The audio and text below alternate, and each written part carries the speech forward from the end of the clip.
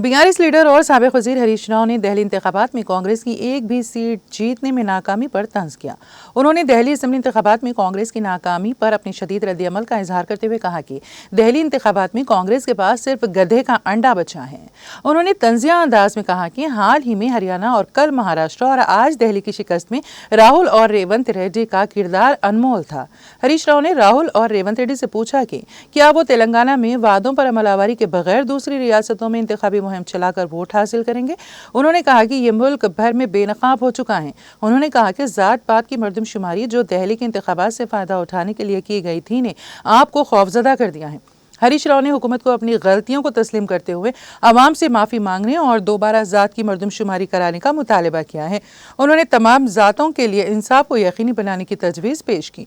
उन्होंने रेवंत रेड्डी को 6 जमानतों और 420 वादों पर अमल दरामद करने और फिर दूसरी रियासतों में इंतखाबात के लिए मुहिम चलाने का मशवरा दिया। बसूरत दीगर आप जहाँ भी कदम रखेंगे वहीं नताइज दोहराए जाएंगे। उन्होंने खबरदार किया कि आइंदा बल्दियाती इंतखाबात के नताइज में अवाम आपको सबक सिखाएंगे। दहली असेंबली इंतखाबात के नताइज में कांग्रेस को सिफर के साथ छोड़ दिया गया था। वोटों की गिनती में कांग्रेस पार्टी अपना खाता भी नहीं खोल पाई।